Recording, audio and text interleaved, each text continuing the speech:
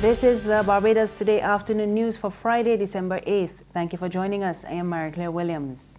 Water Resources Management Minister Dr. David Estwick is accusing the opposition Barbados Labour Party of playing politics with the sewage problems on the south coast.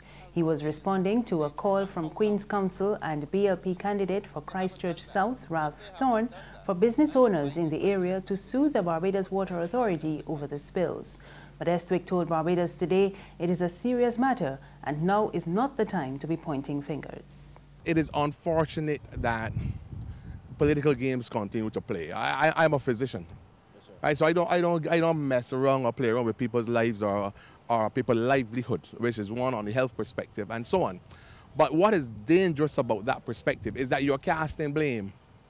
You see what I'm saying? Yes, and the first thing I would do to say to them, you should have built a tertiary plant for the first time and not build a plant that is only primary and sending sewage out to the ocean. I would start there, and then there were a whole lot of other things that I would say, but now is not the right time. Estwick added there are several issues affecting the South Coast plant relating to degradation over the years. People need to understand, you're talking about a 5-foot diameter tube, right? That is a mile long. And that 5-foot diameter tube is built of concrete.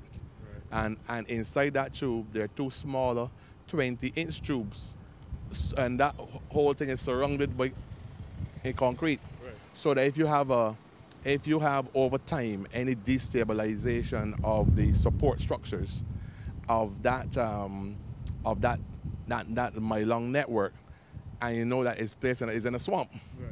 So once that begins to give, you may have multiple breaks along the line, which is going to break both the pressure line and the gravity feed line. Right. These are big jobs. Okay. And people need to understand that it is not that we're procrastinating, it is that you have to do it right. Okay. And make sure that you have applied the correct diagnostics, the correct technologies, and so on. So we have a team of persons here, I think in from Trinidad yesterday, or they're coming in today, who have dealt with many of these sort of situations in Trinidad and Tobago. I know the technical teams have also been in contact with personnel from Europe as well as from the United States, so that we can apply the technology now. The primary developer of the controversial Hyatt Resort on Bay Street is expressing frustration that the proposed 15-story project remains stalled. It comes 10 weeks after Tourism Minister Richard Seeley gave the assurance that construction would begin in a matter of weeks. The $200 million project has been the subject of a court case for the past several months.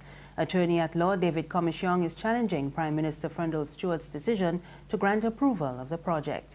Stewart, meanwhile, has challenged Comisiong's request for a judicial review of the permission granted to Mark Maloney to build the multi-story hotel.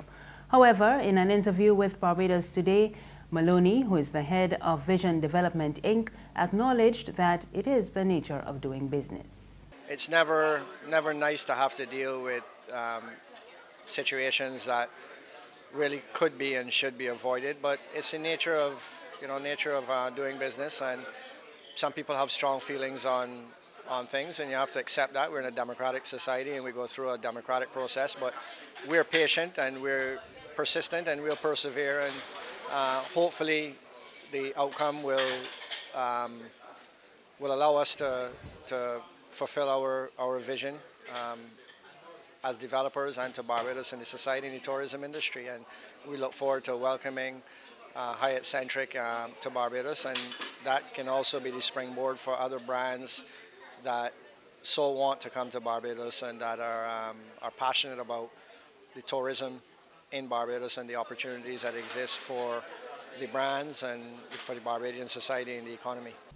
Government is seeking a private partner to redevelop historic Speightstown as a center for heritage tourism and commercial activity.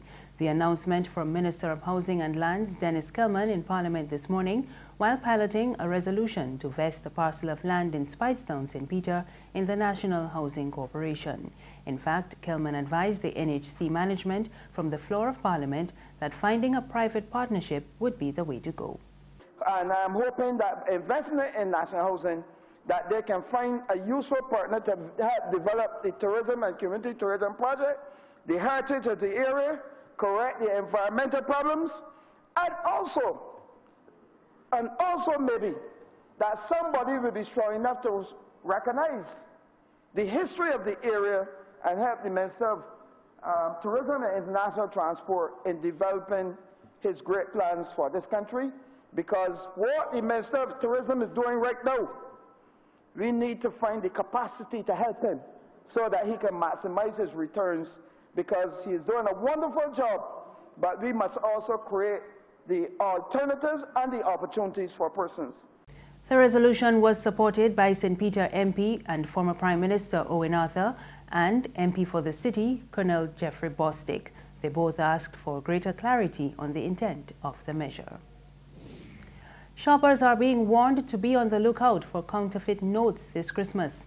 Deputy Director of Currency at the Central Bank of Barbados, Octavia Gibson, says the central bank has often seen an increase in counterfeit money during Christmas and crop over, when there is increased commercial activity. Gibson cautioned the public to be vigilant, whether it is asking someone to break down money for them or after receiving change from a transaction, to take a moment to check the money before leaving. She also advised tellers and cashiers not to feel pressured into checking money received because of long lines or because a customer is trying to rush them. She noted that the key is to be familiar with the security features on Barbadian banknotes in order to better authenticate any notes received. There's regional and international news after this short break.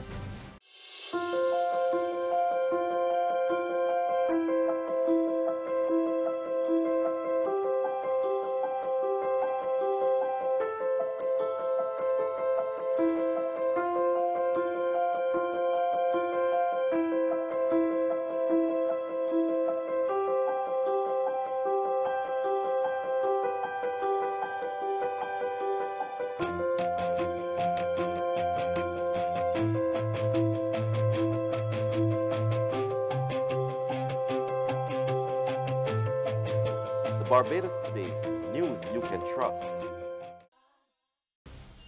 Thank you for staying with us. We're back with news from the region. Jamaica's main opposition, People's National Party, is calling for an investigation into the recent seizure of more than 100 illegal firearms at the Miami International Airport.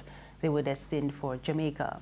The Corporate Communications Unit of the Jamaica Constabulary Force says they have already started a major multi-agency transnational probe in collaboration with their U.S. law enforcement counterparts. National Security Minister confirmed the seizure, saying the discovery was troubling.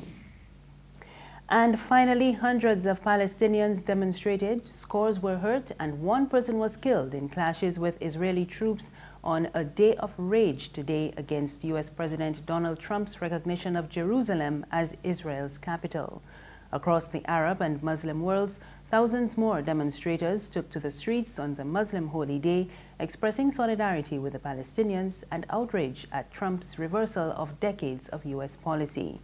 Israeli soldiers shot dead a Palestinian man near the Gaza border. It was the first confirmed death in 2 days of unrest. That's news this afternoon. Remember, you can get more on our website, www.barbadostoday.bb. You can also subscribe to our e-paper, email updates, and like us on Facebook. We're on Izumi Media in bus terminals and Screenplay at supermarkets and gas stations near you. You can also tune in to Mix 96.9 FM for more news. I am Mary Claire Williams. Good afternoon.